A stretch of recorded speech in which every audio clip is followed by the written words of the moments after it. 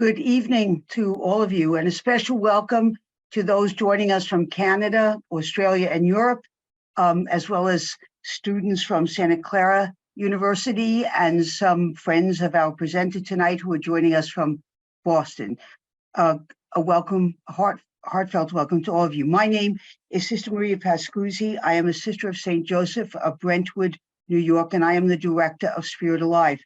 I would like to extend a very warm welcome to each of you on behalf of the Sisters of St. Joseph, whose generous support makes our Spirit Alive ministry and all of our programs possible. We are all happy that you could be with us tonight.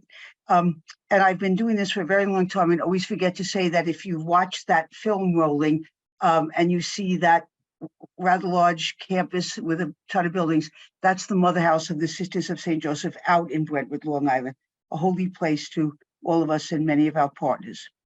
Throughout our Vatican II 60th anniversary webinar series, we have looked at the key documents and teaching coming forth from the Council, the implications of which continue to unfold in our own day. Tonight, our presenter, as her title suggests, will consider the question of women's status and roles in the Church in the past 60 years, but we'll broaden the conversation to consider the Church's teaching on gender and how it has come to affect our understanding of ministry and ministers since Vatican Council II. To guide us in these considerations, you see on your screen tonight that we are fortunate to have as our presenter this evening, Dr. Elyse Raby, a young and engaging systematic theologian. Professor Raby received her Ph.D. from Boston College in 2021 and is currently an assistant professor in the Department of Theology and Religious Studies at Santa Clara University. She is the author of numerous scholarly articles as well as popular publications and works at the intersection of ecclesiology, embodiment, and gender, with special focus on ecclesial body metaphors or images, in particular, the image of the Church as the body of Christ. In her study of that imagery, Professor Raby examines how different understandings of embodiment have and continue to shape our understanding of the Church and its relationship to the world. Before I turn the presentation over to Dr. Raby, let me remind you that if you have any audio issues, please look on your screen and choose the CC button so you can have closed captioning and read along with the presentation. All of you, as always, are welcome to submit questions and comments throughout the presentation. If you want to do that, I ask you to please put your questions or comments in the Q&A box. When she finishes, Dr. Raby will have time to answer your questions. And finally, everyone who is registered for tonight's event will receive a link and a password to the recording of this presentation when it is posted. That usually takes 72 hours, so expect the link sometime over the weekend. And I ask you to please be patient. I know some of you are nervous that you won't get it and you send emails. I'm happy to answer you. You will get the link and the password. It just takes us a couple of days to get everything posted. So that said, we welcome you, Professor Raby. Thank you for being here with us. Thank you, Maria, for that introduction. It's a pleasure to be with all of you virtually tonight, and it's an honor to be part of this series commemorating the 60th anniversary of Vatican II. My title for this evening is Beyond Women in the Church, Gender and Ecclesiology since Vatican II. And I'd like to take a minute first to explain my title. When I was invited to give this presentation, Maria asked if I would speak on the topic of women in the Church since Vatican II. She then said that I could frame the presentation in any way I choose, which I found very helpful because I often find myself bristling at the phrase women in the Church. Why? Well, for one, it makes women sound distinct from the Church, a kind of special issue. After all, no one ever gives talks or papers about men in the Church. Men just are the Church. Women are in the Church. Second, the chorus of LGBTQ Catholics yearning to have their lives and voices heard reminds us that women are not the only demographic that has been marginalized in the church. If the question of women in the church has served as a measure of justice or progress in the church in recent decades, perhaps now we might think of LGBTQ folks in the church as a new measure of justice. And finally, I've found in my research that the issue of women in the church is not simply or even primarily an issue of actual women. The deeper issue is, I argue, how gender is framed as a determining marker of the human person and has come to symbolize a whole host of relationships in theology, church, and ministry. And so my presentation tonight will begin with women in the church at and since Vatican II, but then move us beyond this framework to think more about how gender functions in ecclesiology.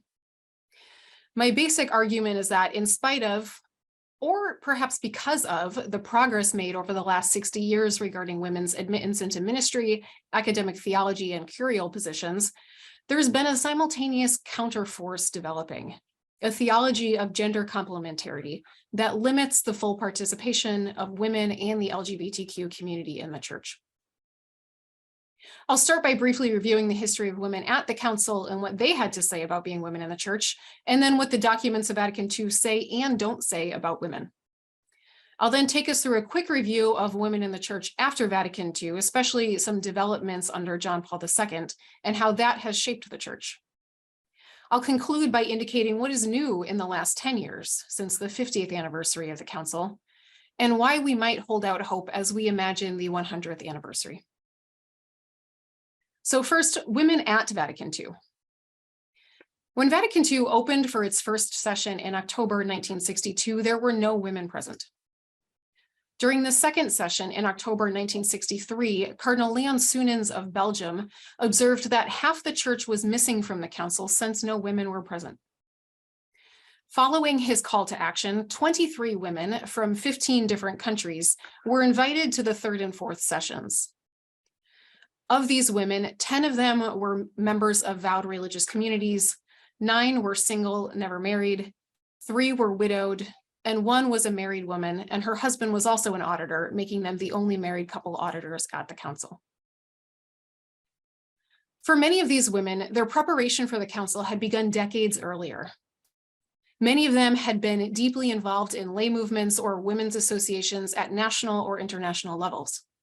Some of them were already well known to their local bishop or to curial offices and cardinals. The women religious were generally superiors of their order and presidents of national or international organizations of women religious. Some of these women had even made efforts to share their perspectives with the council before they were named as auditors. Before she was invited to the council, Pilar Beocio, the head of an international lay movement representing 26 million Catholics worldwide, sent notes to the commissions on topics concerning women, family, and the lay apostolate.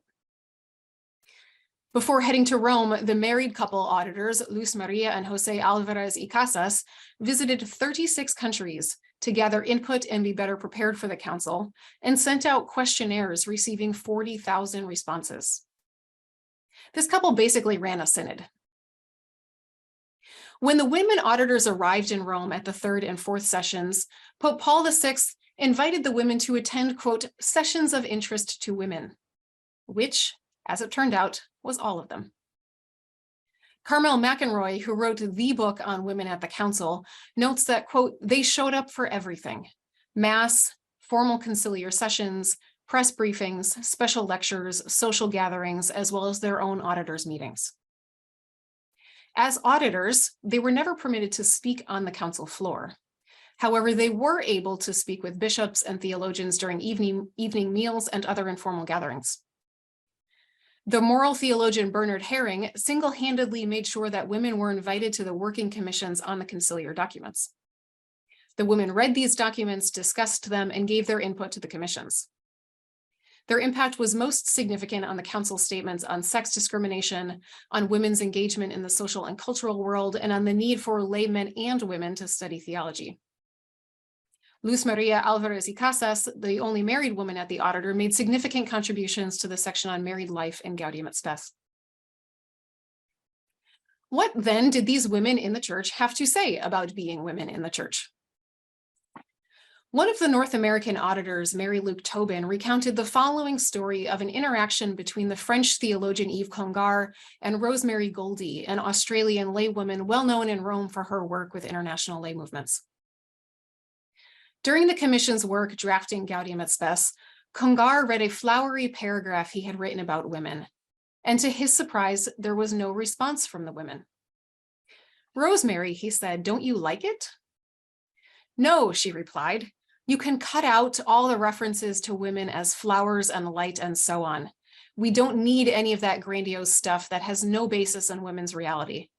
All we want is to be treated as fully human beings, accorded the same equality as men."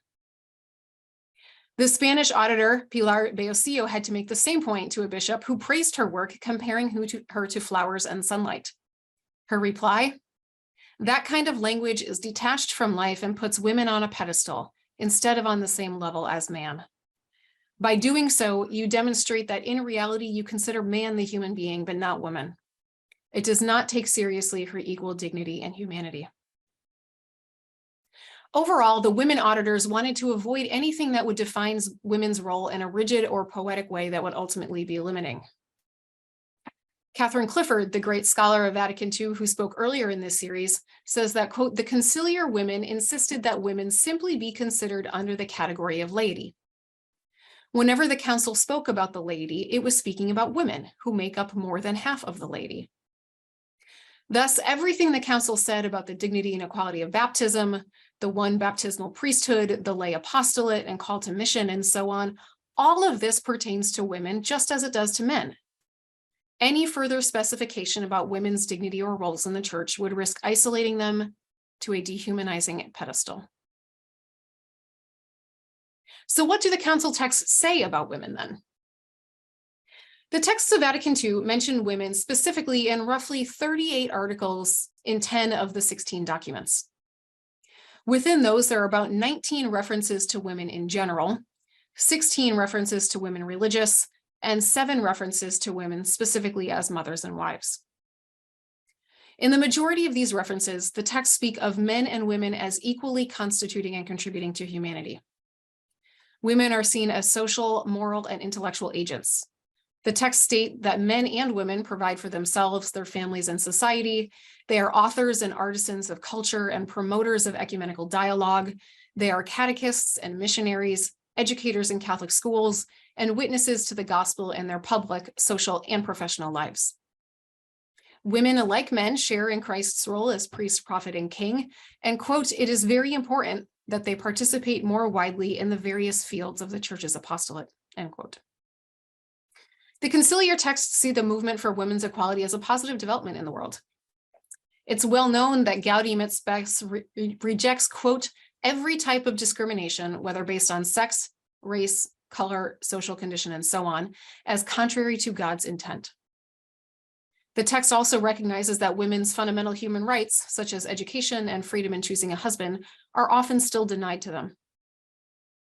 When women are spoken of in their roles as wives and mothers, this is not set in contrast to their social progress. The section on motherhood in Gaudium et Spes speaks of the dignity of both fatherhood and motherhood, and the duty of both parents to devote themselves to their children's total education. The social context of marriage and family life is also acknowledged, and the council calls for the economy and the workforce to be adjusted to the needs of the person, especially in respect to mothers of families. And it seems that the council actually still remains quite prophetic on this point, as even Catholic institutions struggle to uphold a workforce that works for working mothers. Overall, Gaudium et Spes affirms and lifts up women's maternal and domestic duties while still supporting women's social progress. It's also important to note what the council documents don't say. There is no description of who or what women are, what their distinctive nature is, or what their proper role is in the church beyond what is proper to the laity. They are not reduced to maternal or spousal identities, and they are not described as complements to men, even if that was sometimes the language of the bishops on the council floor. Women's contributions to the church are also not spoken of in stereotyped Marian ways. They are not described as having any particular gifts due to their sensitivity, nurturing capacities, or whatnot. They're generally described simply as capable humans and laity. We have the women auditors to thank for that. After the council. In the decades after the council, women's participation in the life and ministry of the church expanded in ways hardly dreamed of by the council. And much of this is common knowledge at this point, so I'll be relatively brief here. Lay ministry exploded after the council to the point that there are currently some 30,000 women working in ministry in the United States. Along with this, women pursued graduate degrees in theology and ministry in increasing numbers, and we're now in the third generation of women theologians entering the academy. Communities of women religious undertook the in-depth and sometimes painful process of renewal called for by Vatican II and began to move beyond the traditional apostolates of nursing and teaching to embrace peace and social justice ministries, as Marianne Hinsdale has noted. They were, of course, later seen as suspect for this with the apostolic visitation to LCWR in the early 2010s. The movement for women's ordination is, of course, another key thread in the post-conciliar story. This movement began after the council, but it really gained momentum after. It began before the council, but gained momentum after, as the council was experienced as a moment of new hope and openness in the church. And after all, the texts themselves condemn any discrimination on account of sex. The Vatican issued a clear no under Pope Paul VI in 1976, and again under John Paul II in 1994. But of course, this did not shut down conversation. Women have continued seeking full baptismal equality in the Catholic Church through means like the Women Church Movement, Roman Catholic Women Priests, Women's Ordination Conference, and Future Church. Of course, some have simply left altogether, pursuing ministry and leadership in other churches or on the ecclesial margins. More recently, Pope Francis has opened new doors, new offices, and new conversations about women's participation in the ministry and governance of the church. He has appointed a record-breaking 9 women to the International Theological Commission in the last decade, about 4 or 5 at a time out of a group of about 30.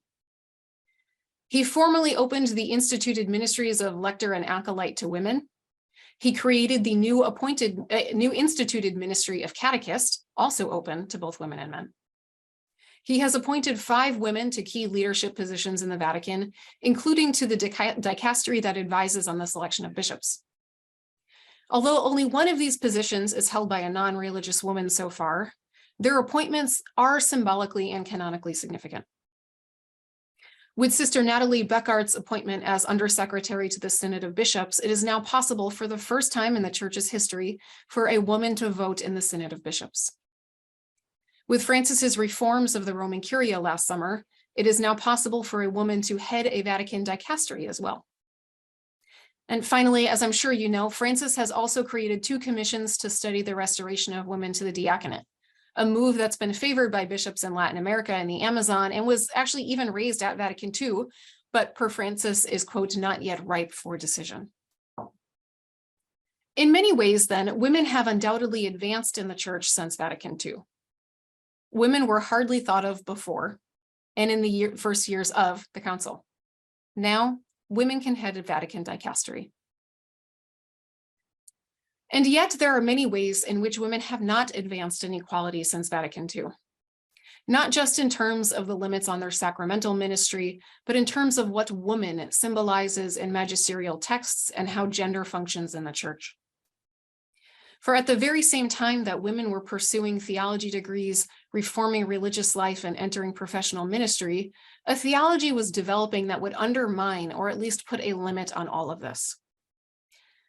It's at this point that I want us to shift from a conversation about women's roles in the church to a broader consideration of how gender functions in ecclesiology. And so this is part 3, complementarity, another development since the council. I noted earlier that women auditors at the council resisted the flowery adjectives, the pedestals, and the incense about women in the draft documents. They insisted that women be seen as human, nothing more, nothing less. I also noted that Vatican II did not define women's nature or describe us as having any particular gifts simply in virtue of being women. This began to change under Pope John Paul II, whose own theology of the body has basically become the sole theological perspective of the magisterium regarding the meaning of sex, gender, and sexuality. At the heart of JP2's theology of the body are two ideas: gender essentialism and gender complementarity. John Paul II held that one's sexual identity as male or female is given by God as a gift and is an essential foundational aspect of the human person. Moreover, male and female are complementary, two modes of human nature. They complement one another, quote, not just in their genital sexual faculties, but also in their minds and hearts, and in the particular qualities and skills they bring to life, and specifically to family life, end quote. In other words, one's anatomical sex as either male or female, as determined at birth, determines the psychological, affective, social, and spiritual elements of a person. These two modes of humanity, male and female, are made for one another. JP2 sees the two creation accounts in Genesis as supporting this. The fact that male and female are made together in God's image means that they are made for union with one another. The story of Eve, made from Adam's side, indicates that women complement men and that they fulfill one another in marriage. Of course, the nature of woman has received much more detailed theological description, precisely the kind of description that the conciliar women resisted. Both JP2 and Ratzinger Benedict taught that a woman's nature is fundamentally marked by her capacity to bear a child.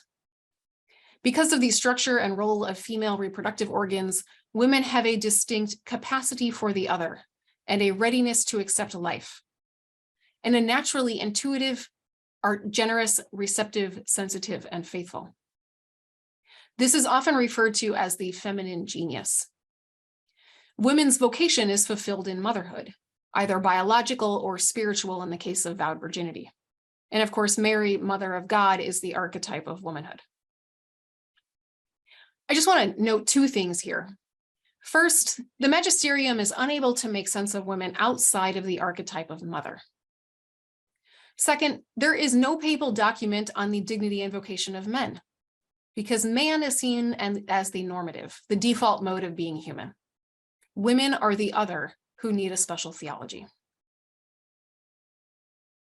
John Paul II develops this theology of woman primarily in respect to marriage and women's roles in the family and society, but he also applies it to the church more broadly. Heterosexual marriage is a key metaphor for the church for him. Christ, the bridegroom, unites himself to the church, his bride.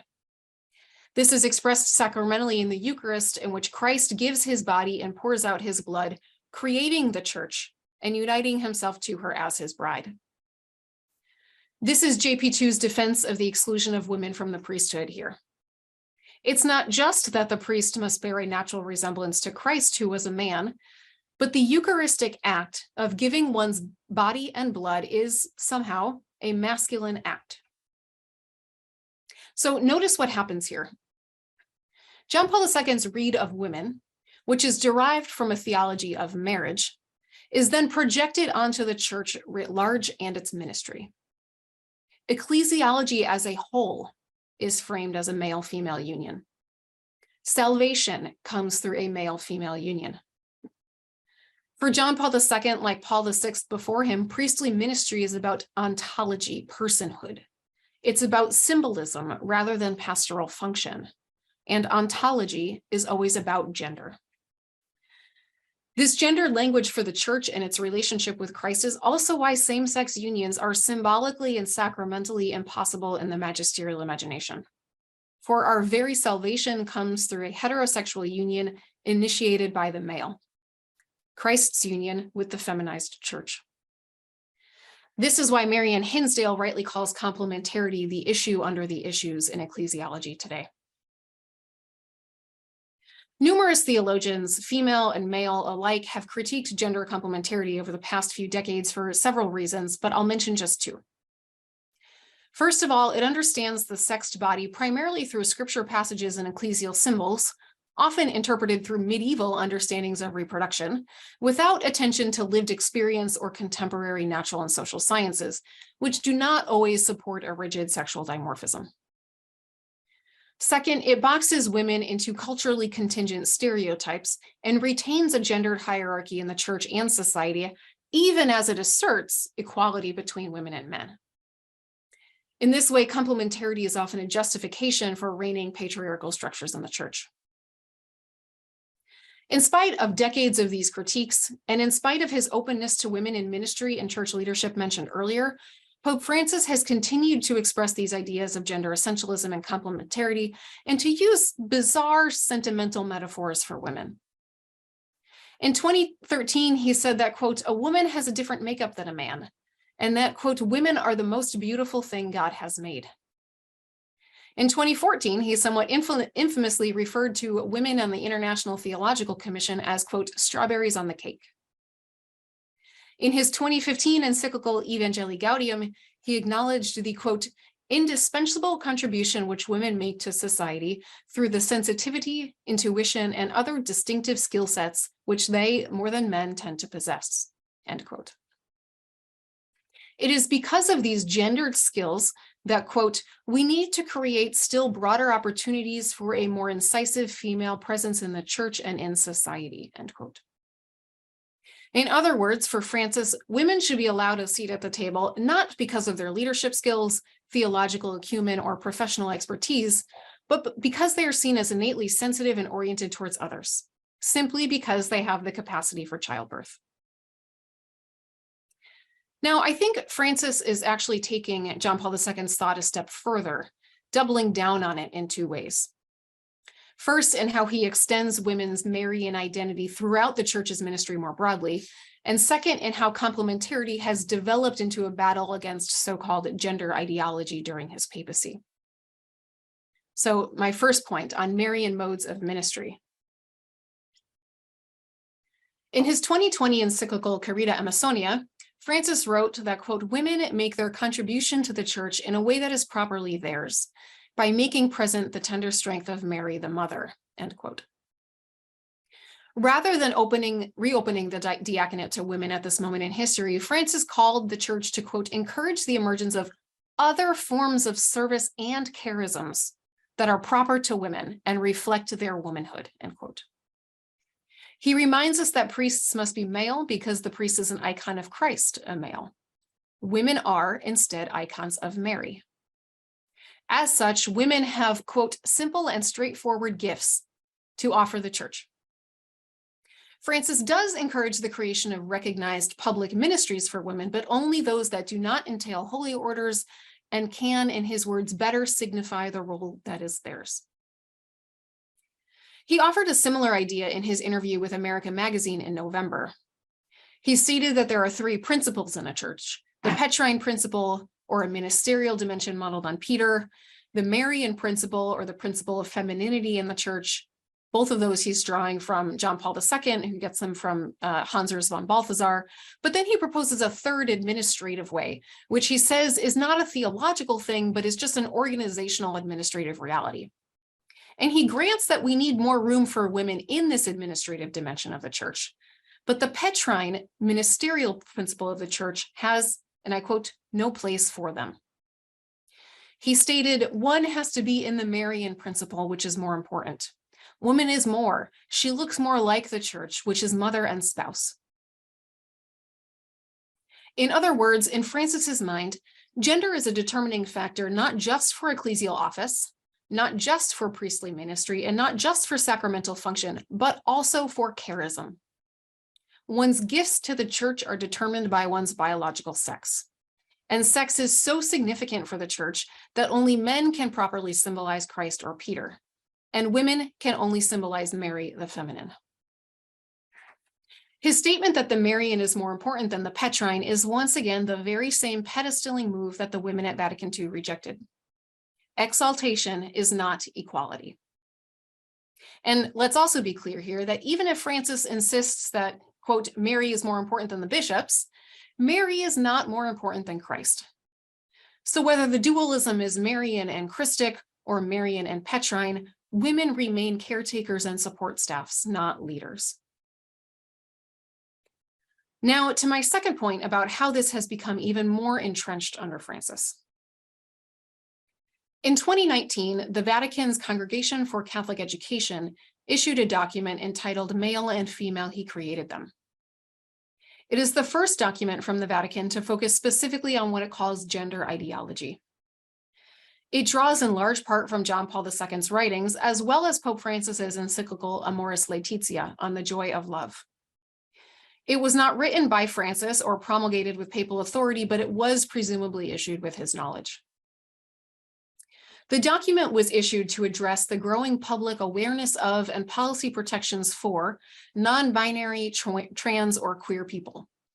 All those who feel that the sex assigned to them at birth does not cohere with their sense of self or the social expectations placed on them.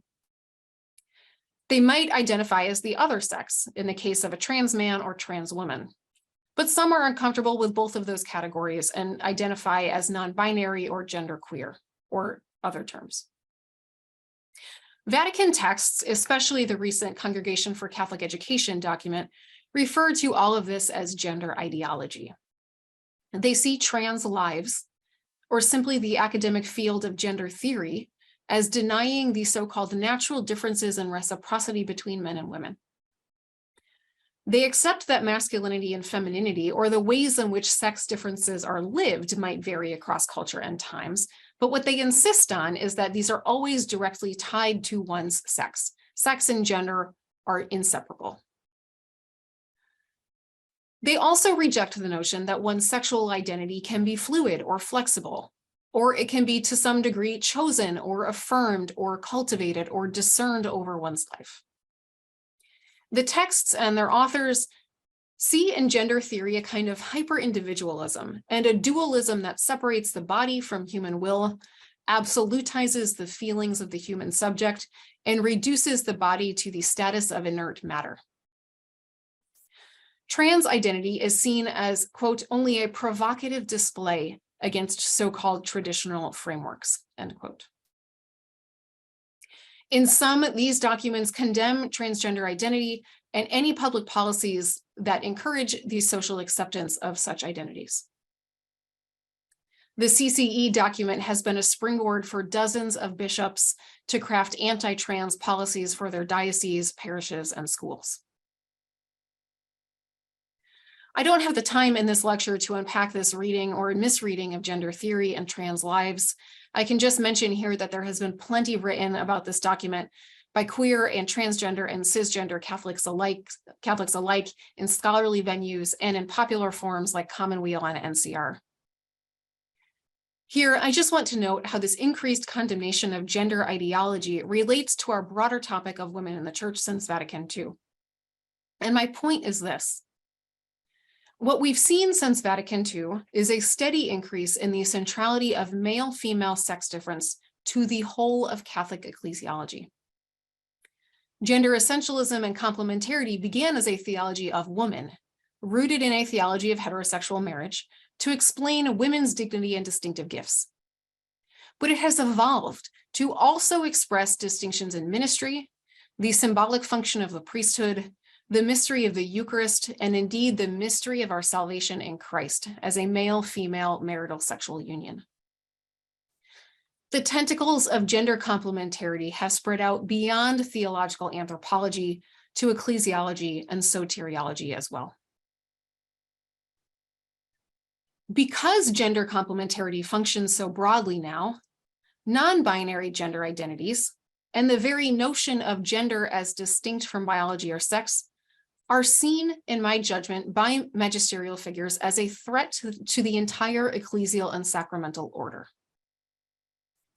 Now, this might not be how you or I see it. We might see queer and trans folks as a gift to our families and as central to the church. But I believe this is how the Catholic magisterium sees it right now. And so this is what I mean when I say that gender and the relationship between gender and ecclesiology is perhaps more fundamental and significant today than simply asking about women's roles in the church. Women, at least understood as cisgender heterosexual women, are no longer, and maybe never were, the marginalized, overlooked demographic in the church. And gender in papal documents is no longer just about women, but about anyone whose lives or bodies or identities challenges the male-female binary articulated so strongly in the last 50 years. And so part 4, the road ahead. In 1985, Mary Luke Tobin, one of the women auditors, reflecting on women in the church 20 years after the council, wrote that, quote, "The depersonalization of women through humor, ridicule, or simply metaphor continued to alienate women in the church and society." That was in 1985. 10 years ago, Susan Ross wrote that, quote, "While there has been much progress for women in the Catholic Church since the opening of the Second Vatican Council 50 years ago, the official Roman Catholic theology of womanhood has remained remarkably unchanged. It has been developed into a theology of complementarity that sees women primarily as mothers and partners who respond to the leadership and initiative of God and men," end quote. Now here I am, reflecting on women in the church since the opening of the council 60 years ago, suggesting more or less the same thing. And the fact that much of what I've said has been said by women theologians at prior anniversary markers is, in a way, precisely my point. Except I've suggested that the situation has arguably gotten a little bit worse, as Francis has been deepening an articulation of women's, quote, Marian identity in all aspects of church ministry, and as the Vatican has more forcefully condemned gender ideology. And so we must ask, is there a way out of this impasse? What is needed for a fuller affirmation of the dignity of women and LGBTQ Catholics and a deeper integration of their varied gifts into the life of a church? What is needed to re-energize the renewal, as this series asks? I would venture two things. First, I would argue that we do not need a theology of the woman, as Francis sometimes suggests. He's called for this on a few occasions. A theology of women would most likely reinforce the otherness of women as having a special nature, as symbols rather than subjects. It would also undoubtedly reinforce gender complementarity, which leaves no room for LGBTQ Catholics in the church. Instead of a theology of women or a theology of woman in the singular, I would much rather a deeper theological understanding of gender and human sexuality more broadly, one that is not simply a theology of heterosexual marriage, one that listens deeply to the lives of women, queer women, trans women, lesbian women, and trans men, queer men, and non-binary individuals and communities, and one that deeply engages the range of human and natural sciences, not just scripture and tradition. Luckily, much of this work is already being done by theologians of my generation. Instead of a theology of women or a theology of LGBTQ people, we might also follow in the pattern of the conciliar women who argued that any talk about the laity included them. The same goes for LGBTQ Catholics today. The most recent document from the current synod, entitled "Enlarge the Space of Your Tent," offers a synthesis of what was heard at listening sessions around the world. Among these is the call for greater lay participation in ministry, the inclusion of the laity in meetings of episcopal conferences, their active participation in the liturgy, and more avenues for their contribution in parishes. All talk about the laity can and must be understood as including LGBTQ Catholics. Second, I think ecclesiology needs to resist the growing link between gender and charism. In 1 Corinthians, where we hear about the many different gifts and manifestations of the Spirit, but the one Spirit, there is no indication whatsoever that these gifts or charisms are given on the basis of sex or gender, or as reflections of one's proper gender role in the church. Quite the opposite, in fact. St. Paul says that the Spirit distributes them to each one just as the Spirit determines. Women have the gifts of the Spirit not because of their reproductive anatomy, but because they are people, baptized in Christ. LGBTQ Catholics have the gifts of the Spirit because they are people, baptized in Christ. So long as gender complementarity and essentialism remain the framework for understanding the human person, charism, ministerial responsibility, and the church's relationship with Christ, these individual women who now hold positions of governance will remain the exception to the norm, rather than a sign of the freedom in which the Spirit gifts the church and the truth that all women and all people are icons of Christ. I have hope that these visions might become reality.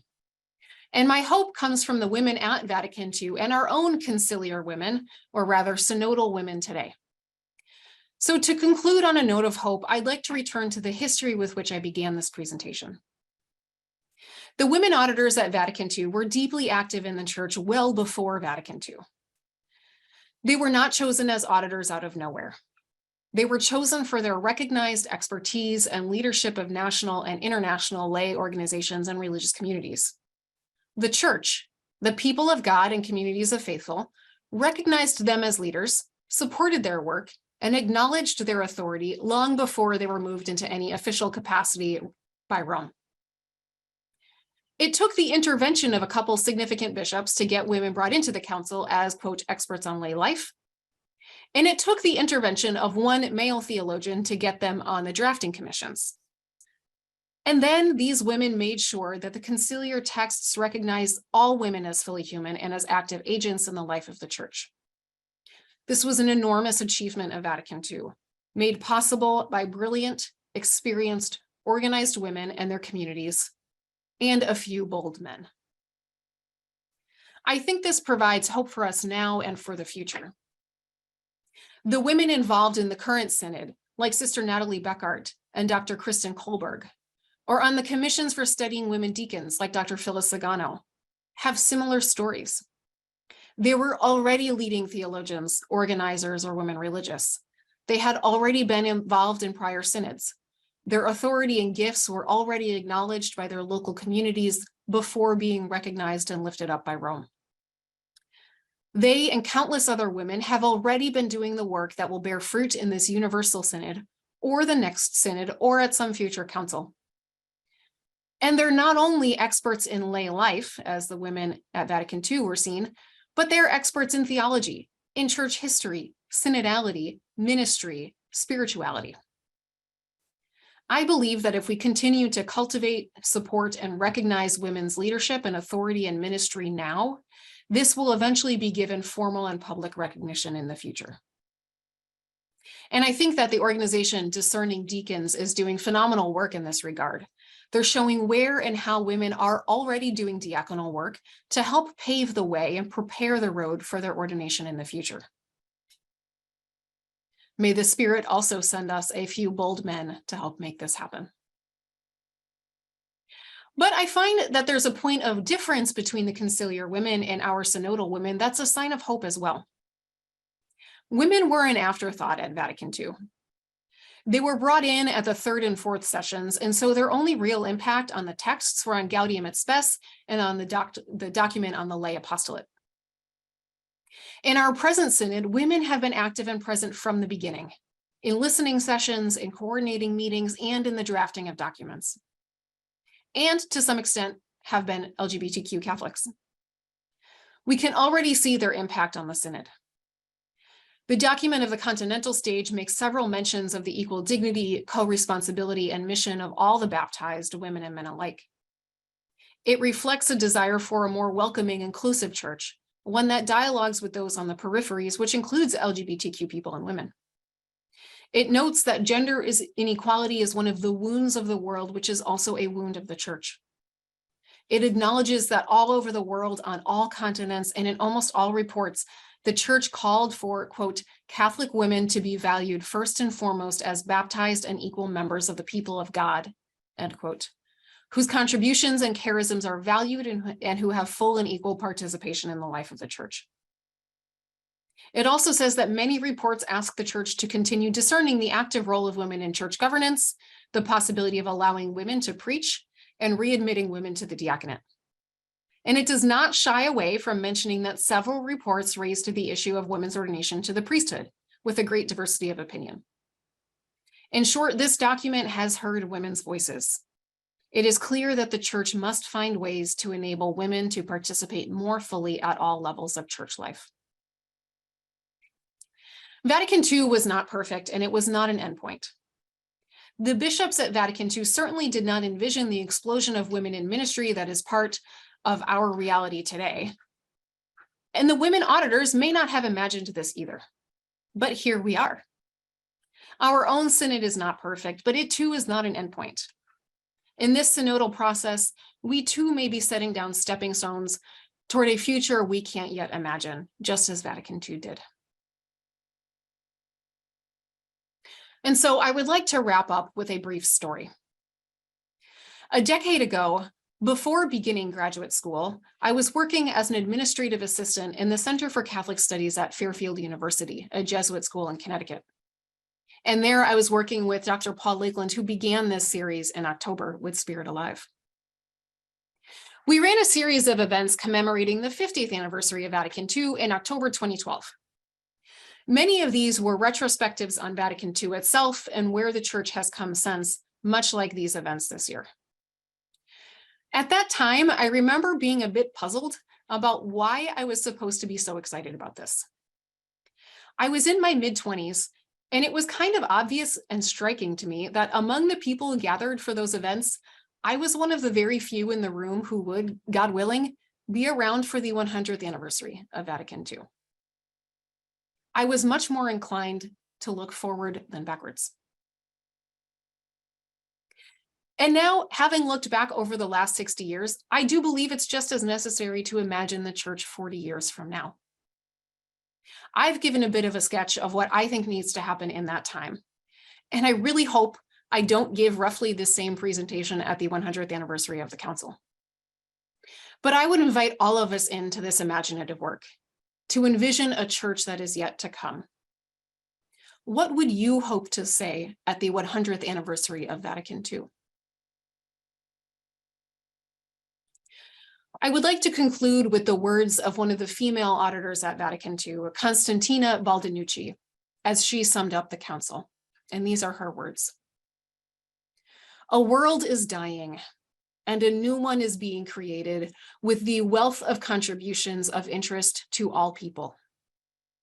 Nothing higher or more majestic could be thought of in this earth about this assembly in which the protagonist is the Holy Spirit itself. Thank you very much, and I look forward to some ongoing conversation and to hearing your questions in the chat.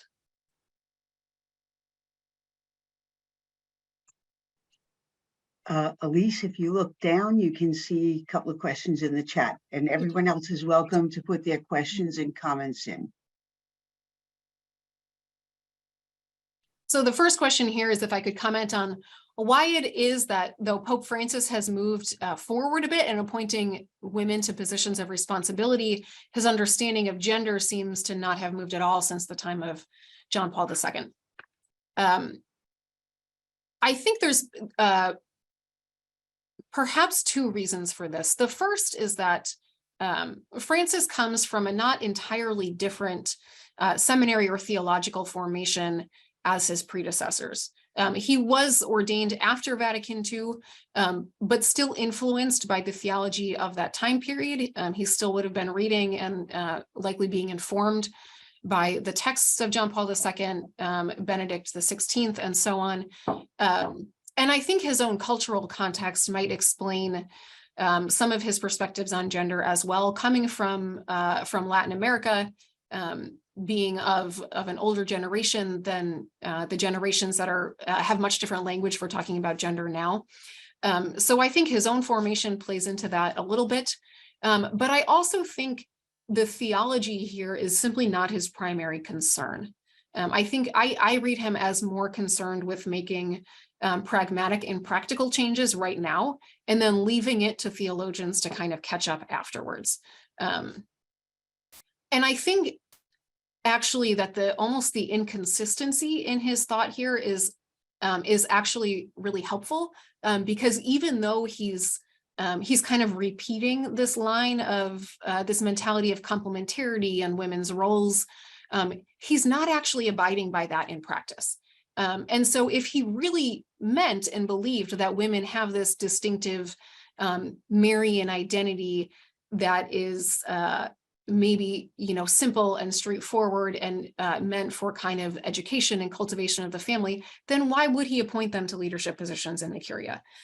So I think there's a kind of dissonance and inconsistency between his thought and his actions that actually opens up some room. It allows actually changes to happen now, and I think it invites space for theological changes to come forward in the future.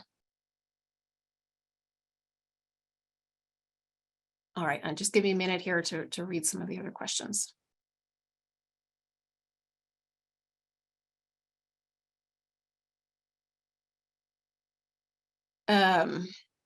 This is a tough one. The second question, if, as I note, progress is notable in the appointment of women to various posts in Vatican offices, what do you think will be the concrete practical hallmark that women are equal and not just complementary? That brought to mind the question posed to RBG and how many women would be enough women on the Supreme Court. And she said 9, all of them, because no one questioned when it was all men. And so perhaps enough women means all women. I don't know that I would say quite the same thing for the Catholic Church, and I don't think that is likely to happen. But I think the indications of changes that women are actually equal will be a kind of falling away of this language of complementarity and language of women's roles. I don't expect that to be outright rejected or condemned in later papal or Vatican documents. But I think if we see it kind of fade into the background, that in itself will be a sign of progress. If we almost go back to what we see in the conciliar texts, if we kind of retrieve the council on this in this way and start speaking about women just as human, as capable, as dignified, as educated, and as invited and encouraged to participate in the life of the church, I think that itself will be a concrete sign of improvement.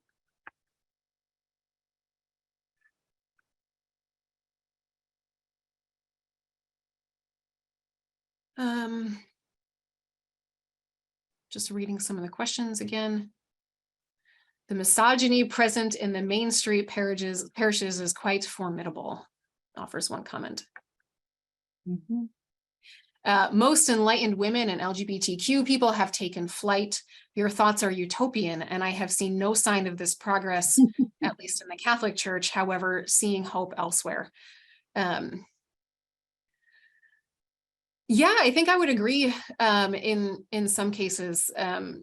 In the encounters that I have in parishes here in California, it can be kind of hit or miss. One homily might be great, and the next homily by the very same pastor might be a little bit cringy on some of this stuff.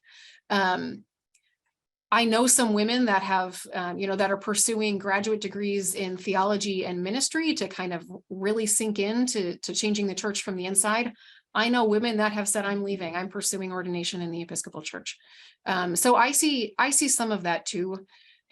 This has also been going on since at least the 70s as the movement for women's ordination arose, and then the kind of condemnations of it, the clearer no's to women's ordination. We've seen a lot of that negotiating happening in terms of the women church movement, the Roman Catholic women priests. I think all of these different responses are important.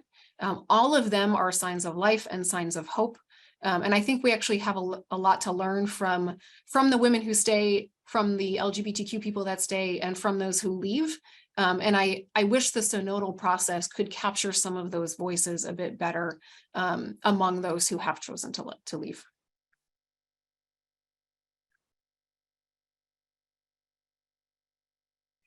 There's one question that asks, would you describe or would you recommend a source for describing the essential changes to theology that grew out of Vatican II? I teach confirmation and my students are curious about thinking about how God has changed over the centuries. And I'm sitting in my office on campus here, and so I can reach at least 2 of these books. On Vatican II, I think one of the most accessible texts is Keys to the Council by Rick Ghilardi and Catherine Clifford, who I've mentioned earlier. The chapters are delightfully short, and so are pretty easy to get through. I think it could at least be a starting point for you for teaching confirmation. And then the other one would be by Elizabeth Johnson, called Quest for the Living God. This is really a great source on thinking about how language for God and images for God have changed over the centuries, especially from the Enlightenment through the many kind of contextual theologies today, a feminist theology, Black theology, Latin American liberation theology, eco-theology. It might be a bit beyond the reading level of confirmation students, but I think would be a great resource for those teaching at that level.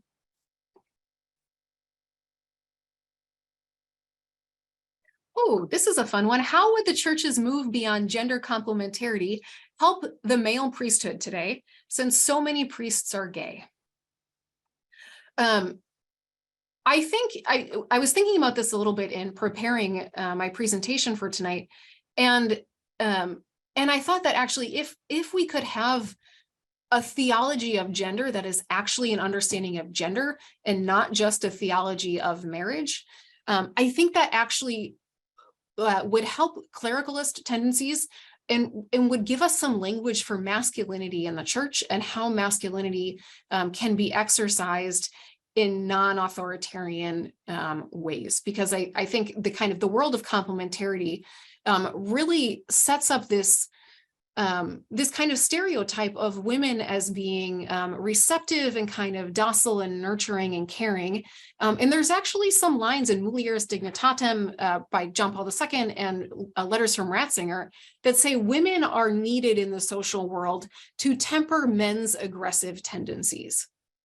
And there's this assumption, kind of like this language that if we had more women in public policy, maybe we wouldn't go to war so often, because men are inherently kind of power hungry, power driven, maybe prone towards violence. And so women complement men by tempering their worst instincts, which apparently is their nature in this kind of logic. And so I think gender complementarity does not actually reflect well on men either. It sets men up as all kind of like violent alpha males that need women to calm them down. And so I think if we had just a better understanding of gender identity, how that is shaped over one's lifetime, we might then be able to talk about men in different ways too, that aren't setting them up to think of themselves as inherently dictators or authoritarian leaders. So I think that would open up different expressions of masculinity within the priesthood, and perhaps a less clerical way of forming people for priesthood.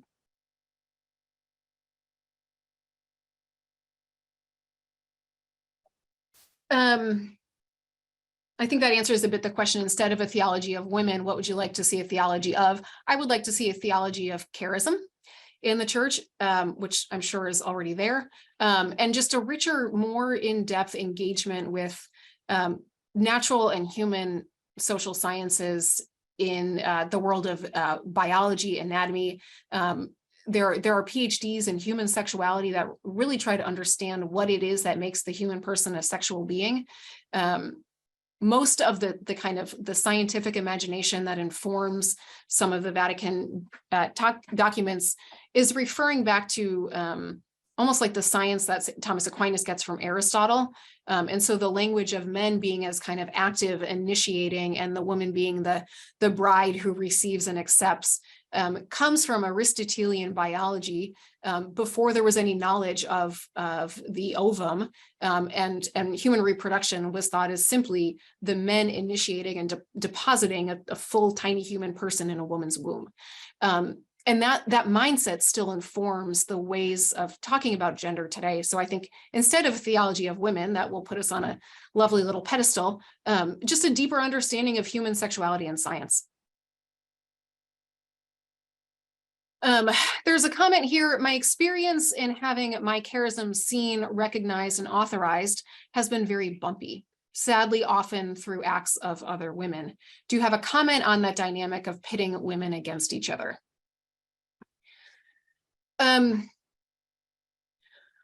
I would say two things. I think, first of all, and I want to be a little bit careful on how I say this, I think clericalism can affect all of us. When we think about the church as a zero-sum game of some people have power and other people don't, then we are all fighting for that power. And so if a woman achieves a position of power in her local parish, whether it's a pastoral council or head of a Eucharistic ministry or something, We might want to cling to that because we're used to living in a mindset where some people have power and others don't, and so we must strive for that power. This is why Richard Gallardi develops his language of a non-competitive ecclesiology to talk about power and authority operative in the church in ways that don't pit people against other people, to invite all people to bring their gifts and charisms into the church. I would say that I don't always resonate with the idea that women are pitted against other women. Maybe in some context that is true, and certainly it seems to still be the experience of some people, but I think the cultural narrative on that is changing. In my own experience here at Santa Clara University, I have a wonderful cohort of female colleagues on the tenure track that are incredibly supportive of one another as humans, as scholars, as mothers. I've also seen in the Apple TV show Ted Lasso, which is coming out in its 3rd season in 2 weeks. There's been a lot of the praise for this TV show on Apple has been a popular representation of supportive female friendship between Rebecca and Keely. If you know the show, you know what I'm talking about. But I think there's ways in which our culture is starting to kind of not even give this stereotype of women fighting against other women. I think if we talk about those relationships differently, we might be able to see and live them differently as well.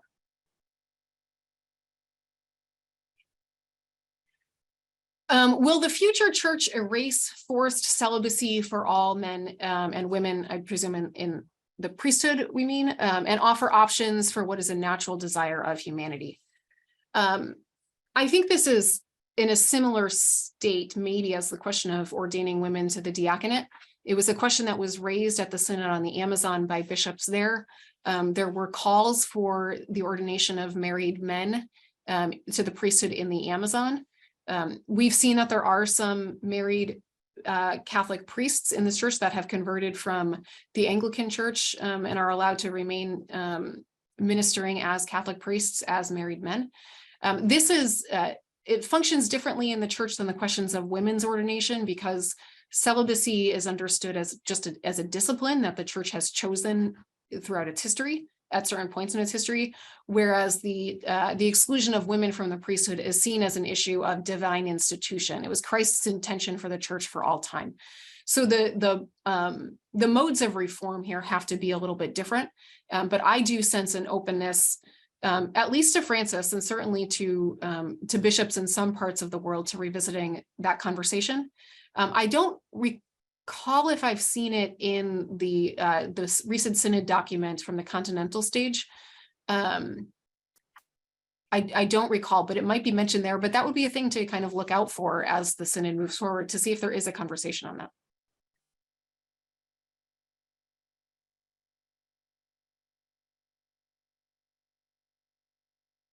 There's a question here that asks about my thoughts on the recent article by Cardinal McElroy on women deacons and queer Catholics. Despite the backlash that is occurring towards this article, is he in the minority, or does he represent a growing faction in the Vatican?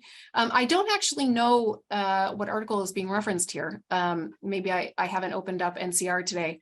But we will have Cardinal McElroy in this series in 2 weeks. So perhaps that can be a question left for him, but I'm sorry that I don't have an answer or a hot take on that right now.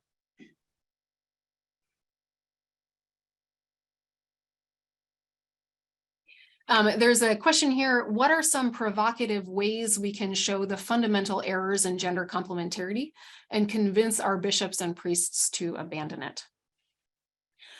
I think, and this is another maybe source of my hope, I think that as women move into these positions of ministerial leadership and governance in the church, I think some of that will change. Going back to the question about why Pope Francis maybe speaks the way he does about gender, in reading his biography by Austin Ivory, you see that Pope Francis was very close to his grandmother. And his mother. Kind of the adult women in his life played a significant role in cultivating his faith and his spirituality. He may have kind of inherited maybe some of the gender imbalances or inequities in his own home.